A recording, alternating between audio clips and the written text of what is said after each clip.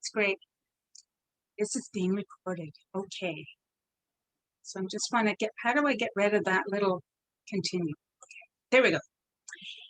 Okay, well, thank you very much for tuning in this evening, because I thought it would be really a drag if it's just Glenn and I, because I didn't think it's a topic that Glenn would particularly want to, you know, focus on for the entire time.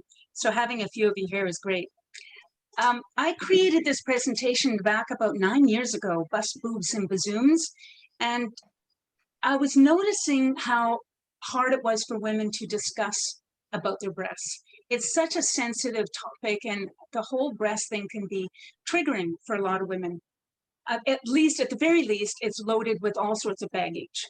Women we're constantly worried about our breasts. Are they too small? Are they too big? Does this outfit make my boobs look funny? I can't show my scars if I've had a breast reduction or a mastectomy, or they don't look like the airbrushed breasts I see in the media, and it goes on and on. And so I'm here to tell you that all breasts are beautiful, and whether you have them or one or both have been surgically removed, or they or have been reconstructed, or whatever it is, the essence of your breast is wonderful, and no matter what they look like. And no matter if you've had them from birth or if you've acquired them along the way, this is all about honoring the breasts in all situations. This evening, this conversation we're going to have, this talk is more about the history of the breast based on, ta-da! If Glenn could put up the first image. I'm not sure if, okay, we're practicing this, so everyone just bear with us here. Okay, so that's all the variations on a theme for various breasts, and we'll pull that image up a little bit later again. We just need to, now Glenn, I need to come out of Zoom a little bit so that I can get into my screen, and there's nowhere at this point to do that. Can you help me? There, okay, that's good. So I'm going to pull it, there we go. So this may be, so when you show, sorry, we're just working on technical things here. So when you show an image, I guess my screen is lost. Is that, I'm not sure if that's how it works, but we'll just. If you minimize your Zoom window, it should, hopefully the share that I do will only open in there and you'll still be able to see your script. Gotcha, gotcha. That'll be good. Okay. So then this book that we're going to put the cover of it up, it's called A History of the Breast. And this is by Marilyn Yalom. And I discovered this book a few years ago, and it is just fascinating. And so the first part of this chat will be based on that book. And we're going to look at the various political, social, erotic, domestic views of the breast. And so we're really just taking small little bits of it. So, because it's only, you know, a certain amount of time. And then the last part of it, it's all about breast health. So in the book, she talks about this question that arises is, who owns the breast? And this is actually, you know, throughout history, there have been different views about this. There's this idea of the good breast that nourishes babies or nourishes allegorically an entire religion or political community. And then there's the bad breast that's an agent of enticement, I love that, or even aggression. So there's that duality of the kind of like the Madonna or the whore, that type of split. And of course, most of the representation that is depicted is expressed by the male point of view, because women seldom were writing history. So then I want to show you the Venus, Grimaldi Venus. Glenn could put that one up. Historically speaking, there was no substitute for mother's milk up until the 19th century, when there was pasteurization, which meant that animal milk was safe. And so up to that point, through most of human history, the mother's milk was the life and death to a newborn. And so these images that you see with the big breasts and the big belly, that was really typical of how they were depicted in prehistoric ancestors. They endowed them with awesome bosoms. And that was this distinguishing feature. And yeah, so then that was, they wouldn't necessarily even have features. They didn't even have much of, they had little arms and little legs, but the belly and the breasts were really prominent. In the Greek area, this is the Cycladic goddess. She is like 25 to 2300 BC. Oh, the other one, the Grimaldi Venus, that was 23,000 years. Like, it was long time ago. The Greeks, there was Artemis was a goddess, and she had multiple breasts. And there's different pictures of her. I didn't have that one up here, but what's this other one is the Aphrodite. She's usually, of course, shown undressed and with breast showing. But then interesting, in the 5th century, the Athens women were controlled indoors and covered. So a lot of this imagery was in art and literature, but not in the real lives of these women. And then, of course, there was the Amazon myth, although there were some real women that sort of fit that Amazon point of view. It was the reversal of what women were supposed to be doing. And so it was seen as a very terrible thing. It showed the power of their breasts. And Helen of Troy, I love this story. Upon her return home, you know, so the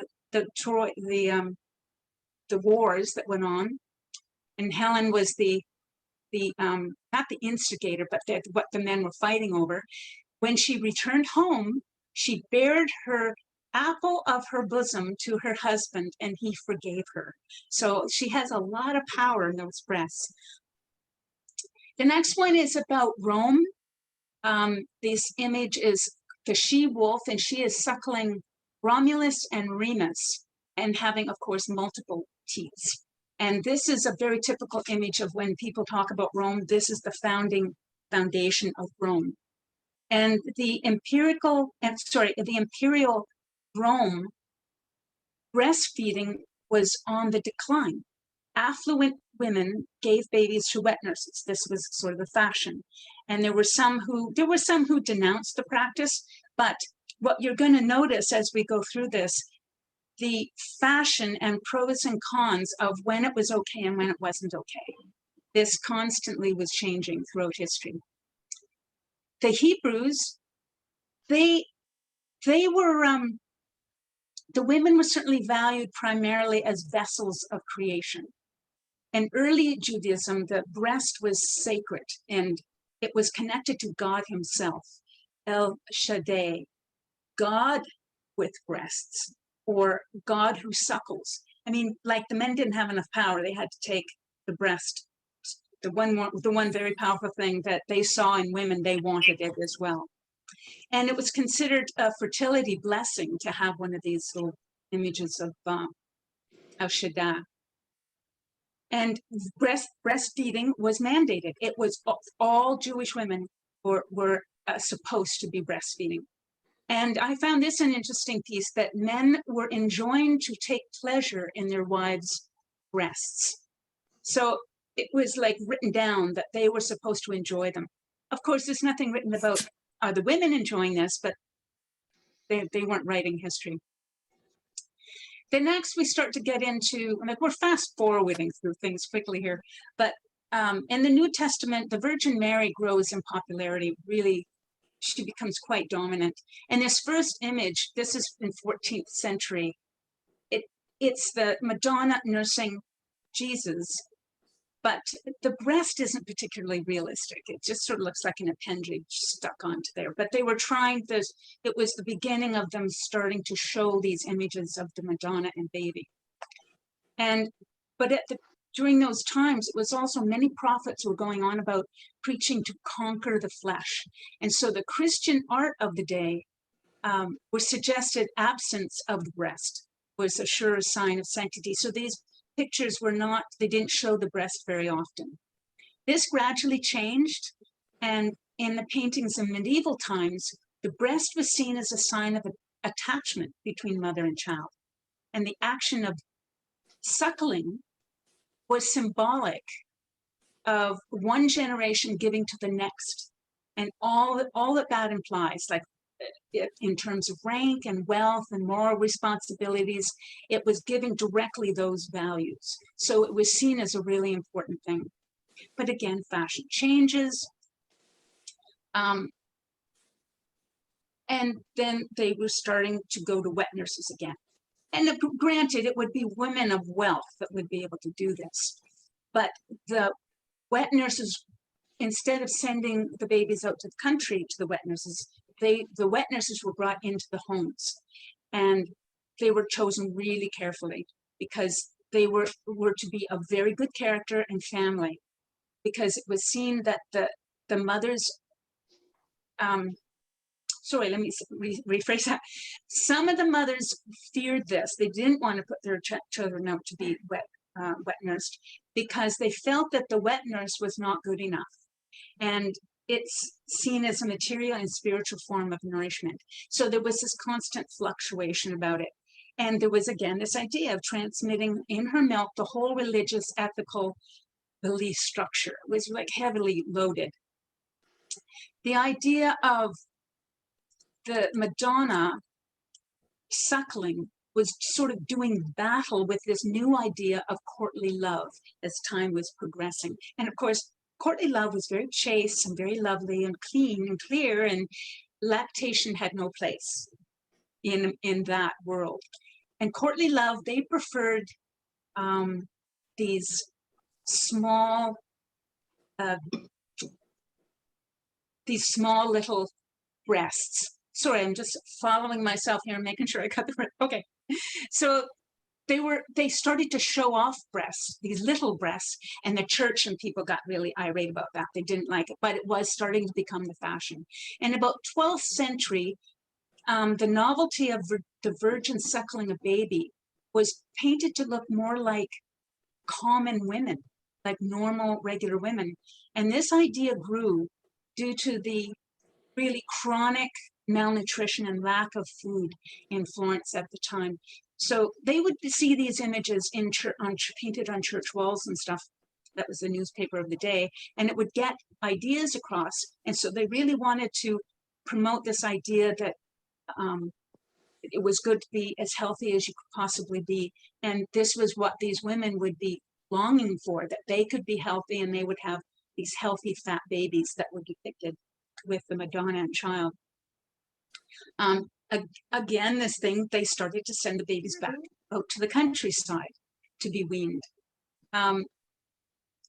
Again, in the 1300s and onward, they chose the wet nurse carefully again, believing that the child now would look like whoever gave the milk. So it wasn't so much values that were being passed along, but the actual look, so that they wanted a very pretty wet nurse. The Middle Ages also had this idea that milk and blood were considered essentially the same thing. So there was very mystical qualities that went with that. And there was a great deal of power they felt that went into the breast milk. Just move this down. Now, we're moving forward a bit here, but this is now starting to talking about the erotic breast. And this image of the Virgin of Milan in the 5th century, this marks a transition of the sacred breast of the Middle Ages to the erotic breast of the Renaissance. So this was really this was a big change that comes down to us today. And since the Middle Ages cult of the erotic breast, it steadily has marked the Western civilization. And really the only things that have fundamentally changed in this eroticizing of the breast is the volume, the shape, and the function. It still remains to this day as this erotic thing. In the French loved the elongated bodies. This is image 8 and 9. They were really hot to trot for the very small breasts and long, slim, elongated bodies. I'm afraid I wouldn't fit that. I'm buxom and short, so I just wouldn't fit any of this at all. But then in the high Renaissance, they allowed for a little bit wider chests and somewhat fuller hips and thighs, but it still wasn't too large a breast. In the Elizabethan time, it was less about size than oral satisfaction. I love this. Images of apples and cream and milk and bountiful gardens were all the rage at that time. Then in the late Renaissance, large breasts were starting to be favored, but as you see in this image, the wife is the one, just make sure I've got the right, yeah, the actual mother has these small little breasts, and the wet nurse has the large breasts because she's doing the work. And the wealthier woman wants to try and maintain her figure, her girlish figure. But as time was passing, those small pubescent mounds of the Middle Ages gave way 500 years later to large breasts of today. So it kept moving. In the 1800s and into the 1900s, corsets were the big thing. They exaggerated that hourglass figure of bosoms. And in the roaring 20s, flat-chested was the rage because they wanted the dresses to hang a particular way. So you can see how it just constantly was changing. In the 40s and 50s, this part isn't in the book. This is something that I had seen and noticed. But there was more accepting of the female ideal of different, a little more diverse, it's more open. Because the popular actresses of the day, there was the willowy ballet body of Audrey Hepburn. Then there was the bodacious Marilyn Monroe and Jane Russell, to the very athletic figure of Katharine Hepburn. So there was, we do get these periods of time where they are accepting of more shapes and sizes. In my era, actually, Glenn, you can take that picture down if you want for a moment. In my era, Twiggy was the thing in the 60s. And so again, we're supposed to look like little boys. And I think, I'm not sure really quite where all that came from, but no breasts, no hips. And that was my era, and I hated getting breasts. It was just an awful, awful thing. And I remember the summer that I started to bud, and my mother at that time was making me bathing suits because I sunburned so much. She had my bathing suit right up to the neck, and she had sewn it right out to the edge of my arms. And because I was budding a little, she put foam into the, like, not covered foam, but foam into the bodice of this. So then when I would jump into the water, I'd bob up because I couldn't actually get under the water with this foamy bosom I had. Anyway, I suffered terribly due to Twiggy. But then that style again began to change, and bigger bosoms became the rage right up to now. And women, of course, looking for, we all want power, and for most women, they're going to try, power is with men. And so there was this real eagerness to exploit the male ideal. And so there has been this great effort to pad bras, to use implants, and make them much larger than they have been. And it's because the surgical technology is around right now. It is really, really popular. And even young girls now feel like, oh, they're not big enough. They must get bigger. And one of the things is that if you look at the silhouette of a woman and a silhouette, well, there's the same going on with men, but women want a small silhouette with big bosoms, and men want a big silhouette. So they're not even looking too much at the individual parts as much as they want to feel for it. But the conventions of the Renaissance remain in the arts and literature right down to today. And but they've always been offered up to the pleasure of the male viewer and reader, but they're not really for her, except us lesbians appreciate them, but we also know that we're not really as interested in that same kind of objectifying. There was also now getting into the domestic breast. You could stick that picture up there, Glenn. 1658, this was now a very different view of a painting of the baby at the breast. This was an ordinary woman, simply seen in a domestic happiness. So this was starting to look less stylized. This was a woman in her own home, that kind of feel. So it was starting to change. Art and literature at the period they were really into, it was a guide to raise virtuous children and to conduct in the conduct of righteous adults, right? So this was trying to influence the population. Medical, religious, and moralists advocated breastfeeding, and if a woman refused, it was a sin to refuse to breastfeed in the eyes of the Lord. So you can imagine the amount of pressure that was being brought to bear.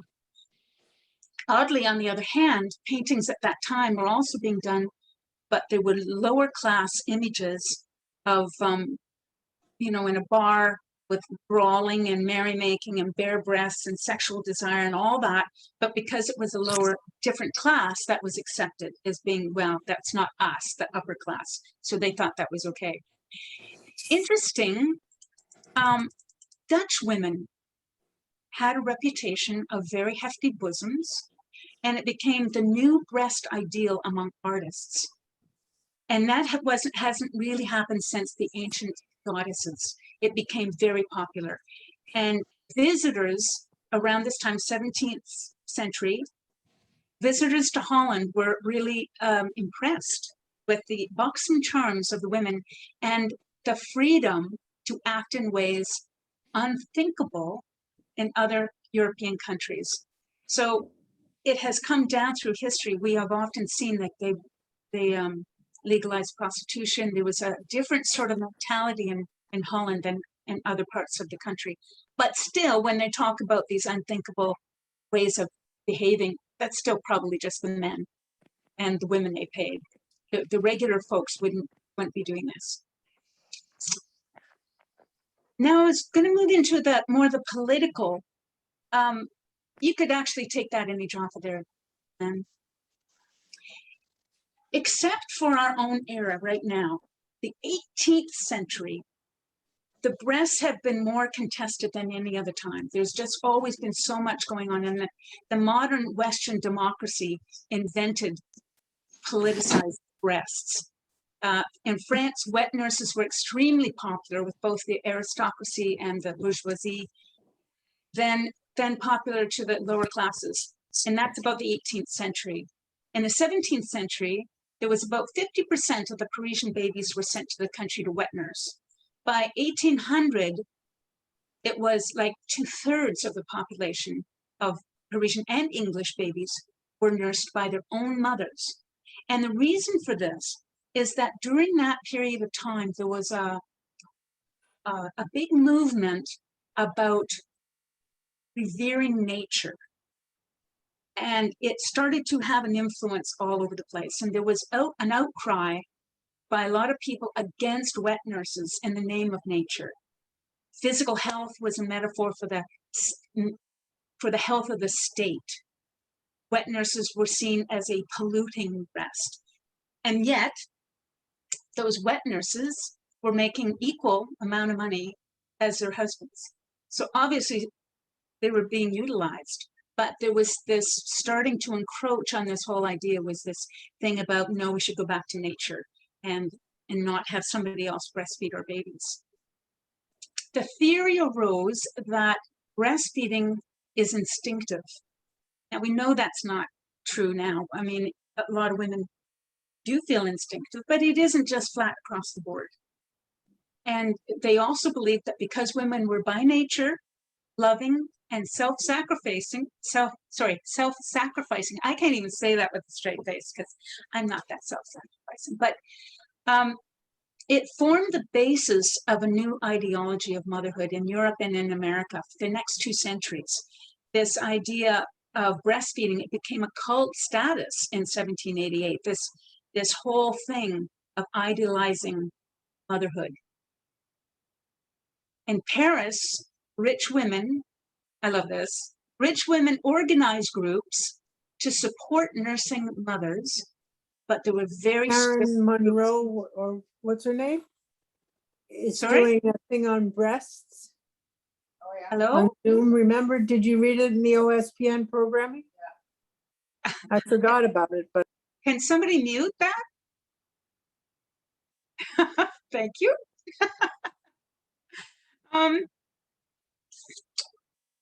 Okay, so in Paris, rich women organized groups to support nursing mothers, but they had very strict rules. Now, think back, it was the church that did that before. Now it's wealthy women that decided that they were going to control this. They were going to socially control what was going on, and they wouldn't help the women who weren't breastfeeding. They would only help the women that breastfed. So, okay, you know, money talks, and fine, if I'm going to get help, then okay, I'll do what you say. So there was this controlling element to it. And this whole thing of the politicizing of the breast is the French Revolution was really an example of this. You could put up the image 12 now, Glenn. The French Revolution was, I love the way they worded it, quickly populated by bare-breasted women. It was the nursing of the nation was conveyed the Republican ideals of liberty, fraternity, and equality. And in the painting of liberty leading the people, the flag and the gun on either hand, you can put up the next image.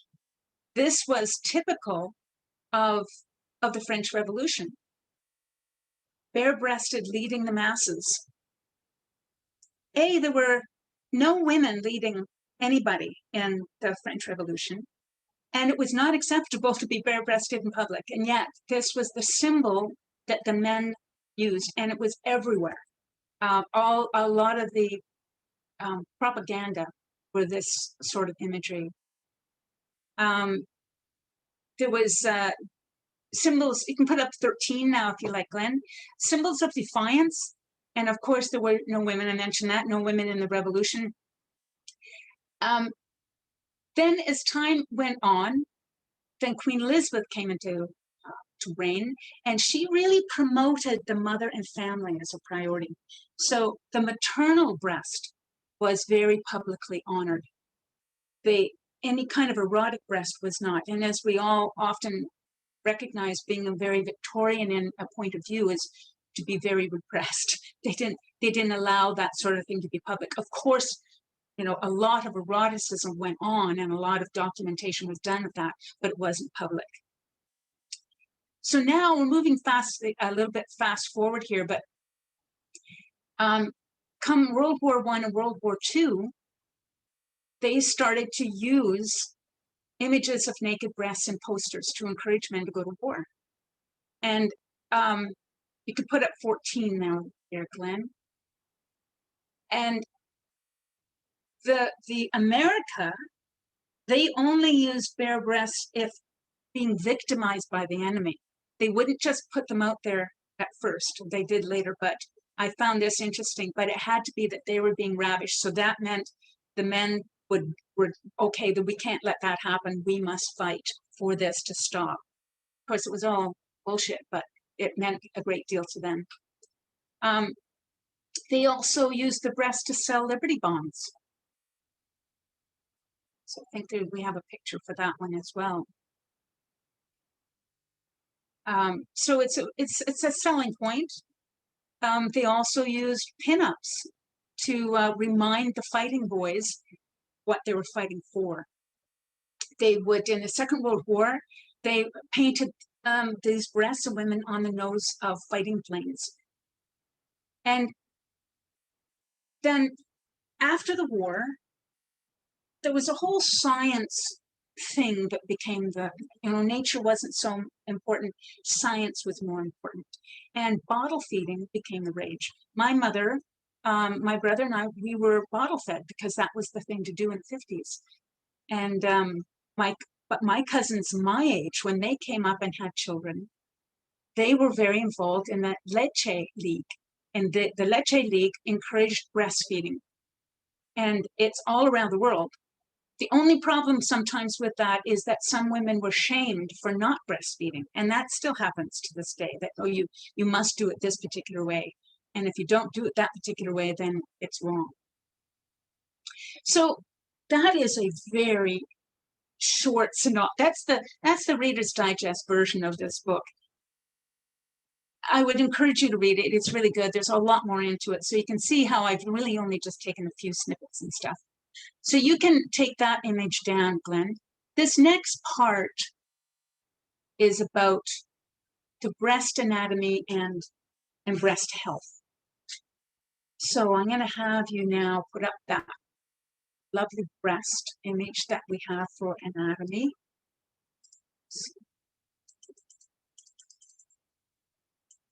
Because most women wear bras now, I don't normally see older women, but there was a day when we would see women that, like in the 20s, when bras and things in the teens, before they were kind of after they were heavily corseted, there was a thing called Cooper's droop, which was older ladies that their breasts were sagging down.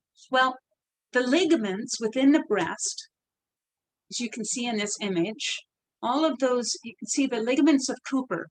Well, that's what is anchoring the whole breast. And it's a fascial tissue, membranes. And these thickened fascial strands extend into the breast to provide supporting framework. It's also called suspensory ligaments, suspending. But when they stretch out over time in gravity, that's when they call it the Cooper's droop. You don't hear that phrase anymore, but I remember when I was younger hearing that phrase. So that yellow line there that you see, that's the dividing point between the pectoral muscle and the breast tissue. And that's a really important aspect of the breast because it's slippery on both sides. It will slide a bit so that the muscle is able to move freely, sliding, not a lot, but it slides a little bit.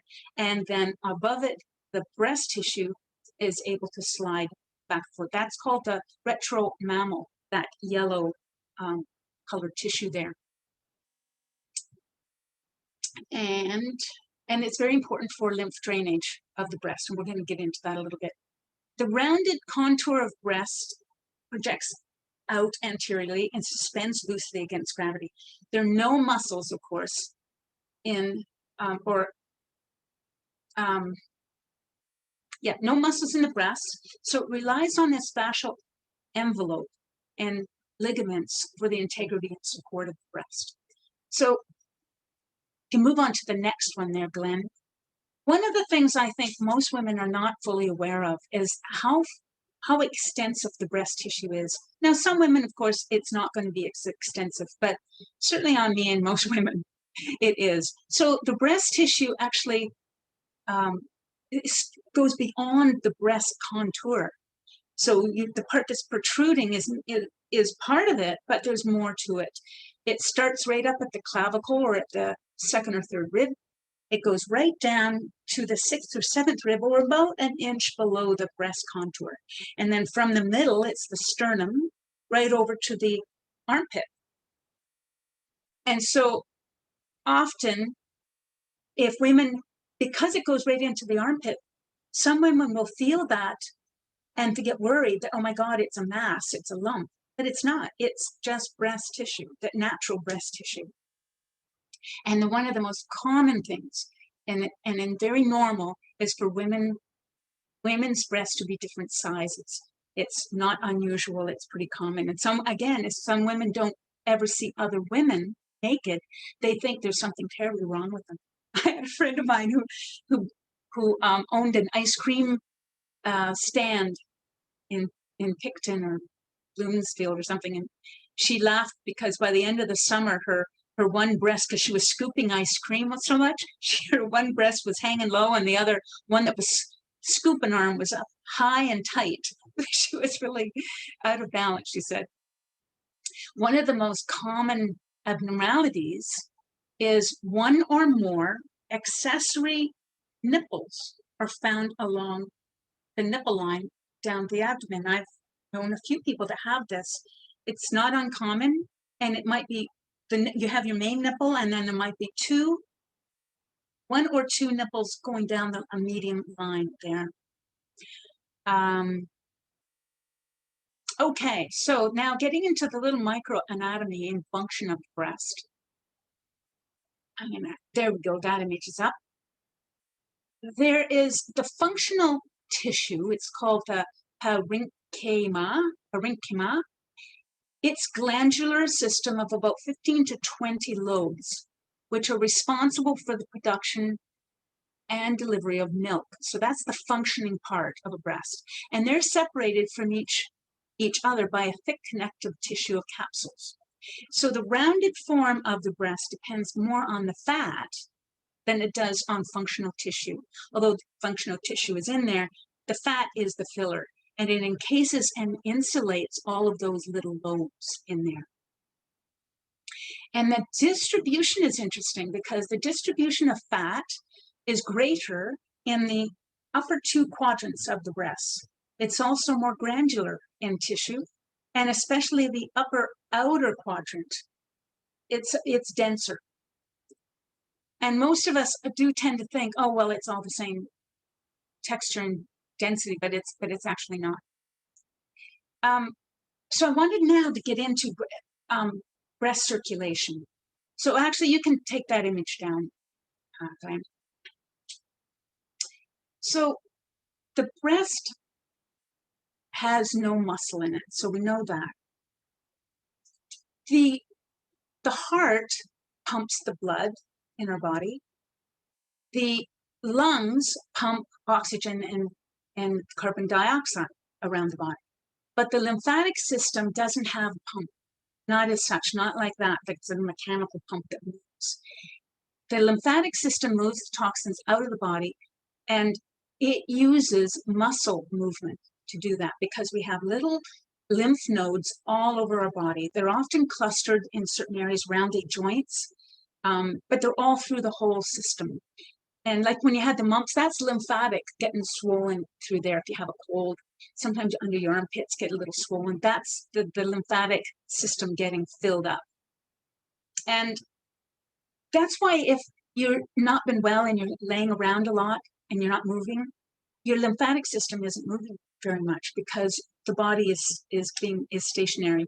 That's why it's so important to keep moving. That keeps the toxins moving out of the body. And because we live in a culture where there's a lot of toxins, whether you eat really well or not, it's a really good to keep moving. But of course, the breast doesn't have muscle, right? So it can't make that. It can't be squeezing on its own to move the toxins out. And that's why I really recommend breast massage. It's not the only way that can move the lymph, but it is an excellent way to assist the circulation and drainage. So the arterial supply is delivery of fresh blood, and the venous drainage drains old blood out, and that they follow the same paths, right? So with lymphatic drainage, it clears clears substances from the intercellular spaces in the tissue, and this is really important. It's widely speculated that the chronic impairments leads to many health problems. That if there is, a stagnant pond isn't as healthy as a moving brook or a water. Moving water is healthier than standing water. And so it's the same with the fluid in our breasts. If it's just sitting there and not moving around, it's more likely to clog up the little nodes. It's not moving things around. And the design of the lymph system is really important. The breast skin surface, areola, and nipple are richly supplied lymphatically.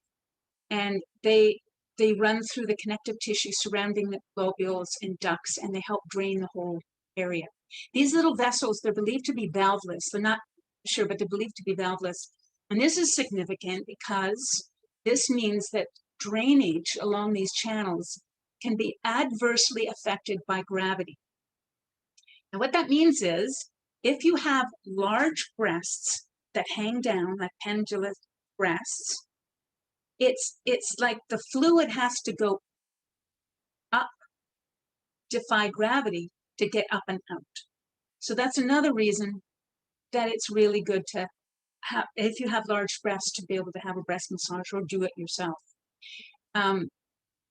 Or scarring can block the fluid moving, or swelling, or other forms of compression. So usually if we're moving it out of the system, we're draining superficially to deep and back through the breast tissue to the chest wall. Okay, so this is, I was taught wrong when I was taught about breast massage back at college, and one of my colleagues was so annoyed with this, so she said, okay, I have to teach the teachers how to do this properly. As you may know, our armpits hold a lot of lymph nodes.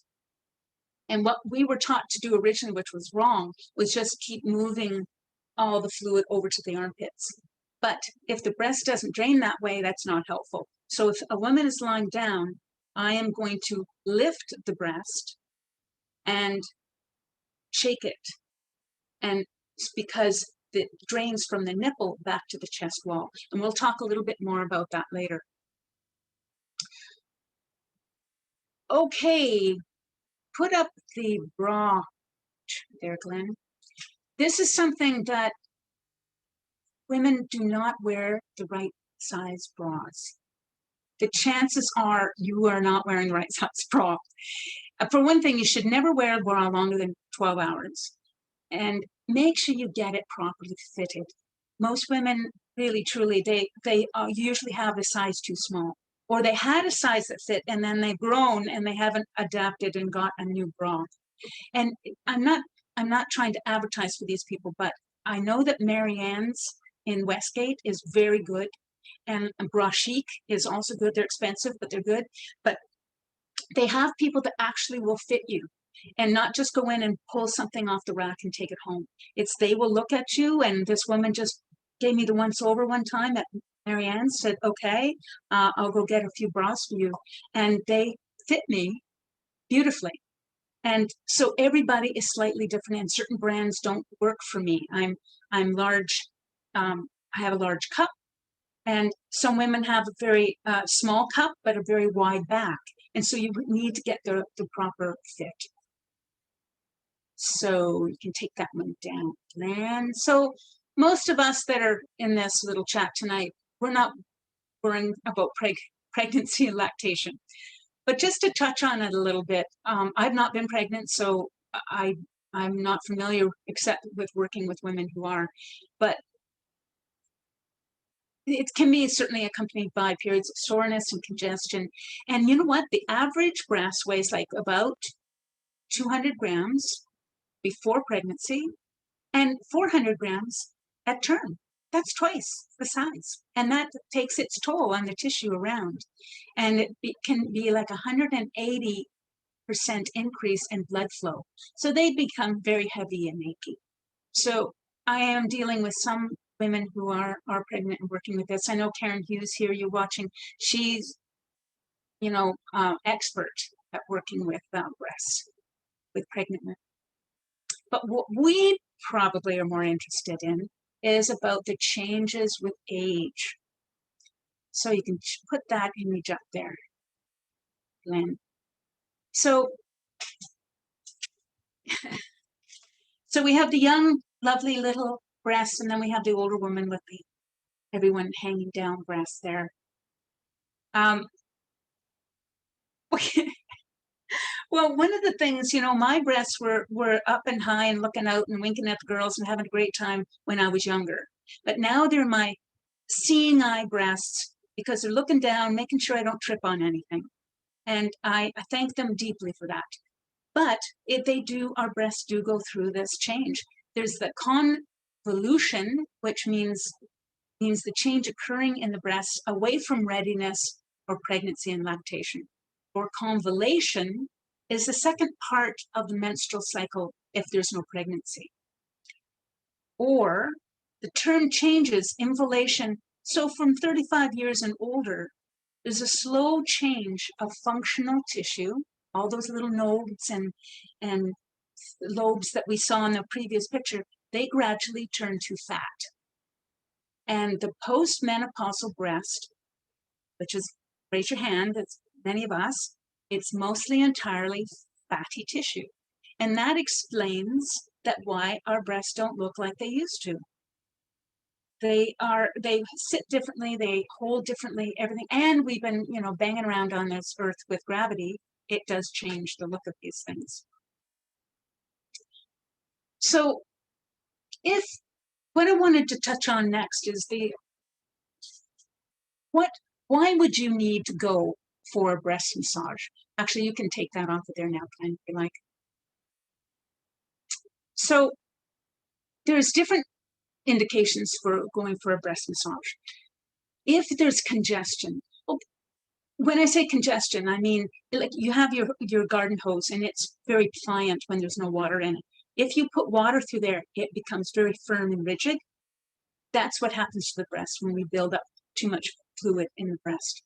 If there's edema, if there's lymphedema, the breast can be very firm and sore.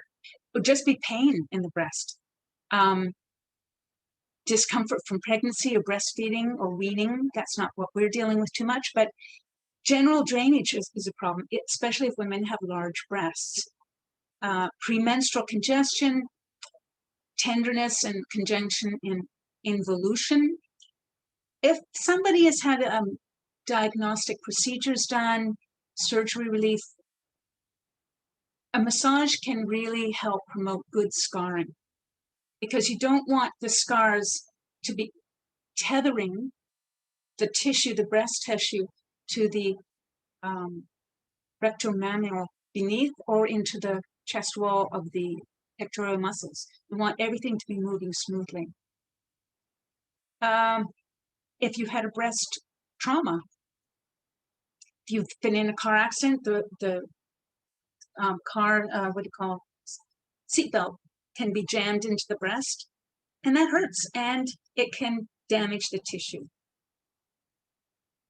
Any kind of restrictive or adhered, poorly oriented scars, a decrease of pec major tone after muscular implants. For trans women, this is something that might be taken into account, that having the whole area worked smoothly and to loosen everything up can feel really good, even with implants. A lot of people don't think, oh, I don't need a breast massage, minor implants. No, all the tissue around can be worked as well. After a cancer treatment, having the woman's breast actually just touched is such an important thing, because a lot of women feel like they're untouchable. And having just a very therapeutic work done to help the release, decrease pain can be a very therapeutic thing. Just education of self-examination, self-massage. That's when I'm doing a massage, I'm teaching a woman to do it herself. Really, any kind of movement is going to be good. Like, those trampolines that you could get, those little ones? Doing that kind of thing is great. Jogging is great. Being on a bicycle and going, the roads are pretty rocky and bumpy. I can feel my breast getting a great workout when I'm on my bike. If women just want to be more comfortable with their own breasts, I've worked with some women that have never touched their own breasts, because culturally it wasn't something that they did, yet they were frightened. They felt they weren't sure, is my breast normal? I don't know. And so they came to see me to really, that was what they were really wanting, was to find out, I want to be more comfortable with my breasts. I want to know what's okay. So that's another reason women can come. And just monitoring, we have seeing the breast and seeing the clock, the 12 o'clock and 3 o'clock and 6 o'clock. And if we're examining our breasts regularly and massaging them at the same time, we can tell, oh, hey, there's a little thickening there. It's a little sore there. There's a lump there. I know where it is, and I can tell my doctor where it is because I'm using the clock as a pattern um, to look at it. So Glenn, you can put up number 23. So what do you expect from a breast massage? I just wanted to mention, I had a client who came to me for a breast massage, then went for a mammogram the next day, and she said it was the first time that it did not hurt because we had decongested the area, and it really felt that much easier when it was being squished to take a look with the mammogram. The big things I really want to promote is women's rights around this issue about having their breasts massaged. You must have special permission, and that's absolutely required. It has to be informed consent, and you must be fully informed, and then you have to sign your name to that. So the therapist needs to be explaining, well, what are the benefits of this? Well, it's decongestant and it's lowering of pain and promoting lymph drainage. Those are benefits, but what are the contraindications? Well, if you have a sore nipple or inflammation, if there's any kind of injury, like serious injury too soon after the injury, I wouldn't be messing around with the breast. If there's a doubt that maybe, if there's an idea that maybe the breast has cancer, I'm not probably going to be working on that breast too extensively. I might be working on the opposite breast. A treatment can be done through t-shirts or sheets, or it can be done with lotion on skin. When I'm working, I like to uncover both breasts because I want to compare them. If some women naturally have inverted nipples, but if I exposed both breasts and I saw that one nipple was inverted and the other wasn't, I would say that's a sign something's off. If I saw dimples within the breast that the other breast didn't have, that's something I would say, I think you need to have this checked out. Just because it's not usual. Might not be anything, but it's something to be watching. So I'm comparing size and shape and texture of the tissue. The areola and nipple are never touched except for very specific therapeutic reasons, and that would have to be explained to you. Say there's scar tissue, like some women have had a reduction of their breasts and the areola has been stitched around, and so there's scar tissue around the areola, but it might be stuck or it might not be moving as well as it should. Then with permission, we can work with that particular kind of scar tissue. Sometimes there is a reason to do it, but on the whole, that there has to be something specific. And what I don't want some women going to get a massage and somebody saying, well, this is the way we do breast massage, and just moving right across the whole nipple and areola area. That's not okay. And they can say no. I usually have the arm above the head when I'm working so that I can see the whole axilla and armpit, and the other breast is covered. Now, sometimes I'm working when I'm doing both breasts will be uncovered, and I'm doing a full chest massage up the center of the sternum and around and down. So then both breasts would be uncovered. But if I'm just working with one breast, the other breast is always covered. I do circling the breast, rocking the breast. Some breasts are counterclockwise, some are clockwise, and they prefer one way or the other. Some I do a lot of shaking, a lot of lifting, and again to drain it from the nipple back down to the chest wall, and then I'm pumping the armpit. And so then I finish up with some very gentle strokes just to finish things off. But what I noticed that women may have ropey breasts. That can clear up. The pain diminishes pretty quickly. So if you do go for, you can put up the assorted breasts now there, Glenn. If you feel that you've gone for a massage therapist and you have a sense when you've had breast massage and you feel like something that wasn't quite right, make sure you say something or tell somebody. Trust yourself. If you have a feeling it's not quite right, then that's good. So I've actually taken a little longer than I expected. So we can take that picture down there, Glenn. And we can open things up now if we want to, but it is 8 o'clock. So this usually is just supposed to be from 7 to 8. So if people need to go, feel free to head out. If you have any questions, let me know. I'm just looking at the chat here.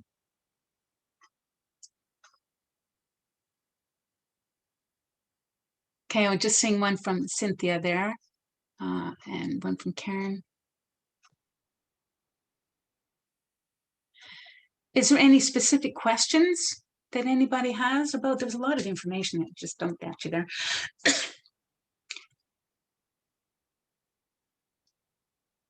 You're still muted. Can we just ask a question out loud? Sure, it's a small enough group. Just go right ahead.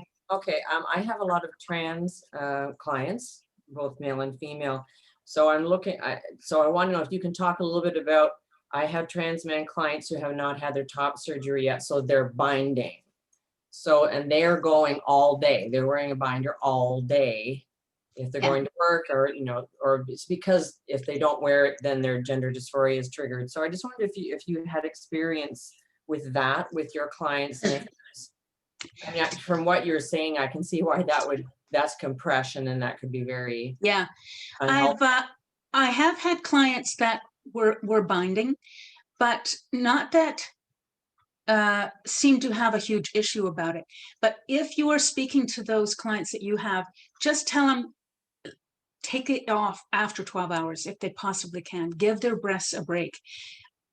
That's the biggest issue, that they need to be, and tell them to jiggle that breast around. They might have issues wanting not to touch their own breast because of, but this is a health issue right now. And the fact is, those breasts are still there. One day they won't be, they'll be gone. But the tissue all around and the breast itself really needs to be treated with tender, loving care, because it's still a part of who they are. And that's what I would certainly encourage. And those women who are now transitioning to men, once they do not have the breast tissue there any longer, they still may need breast massage or a massage in that area, because sometimes the lymph nodes can get cut during a breast removal, mastectomy. And so having that whole area worked really would be really good for a lot of women, and very therapeutic, that they can be lovingly touched, all of them, every part of them to be lovingly touched, and it doesn't have to be triggering, or it can be triggered and dealt with in the moment. You know what I mean? Is that answer? Okay. Good answer. Anybody else? If not, then I am going to bid you all adieu, adieu, adieu. Have put your hands on your breast, ladies. You too, Glenn. Ode to the breast. See, when we do this in a live environment, those lesbians are always grabbing somebody else's breast, but this is your own breast. Ode to your own breast, and love them all up and tell them they're very healthy and they're happy and they're doing a great job. Thank you very much, everybody. Thank you. Thank you. Wonderful. Thanks, Karen.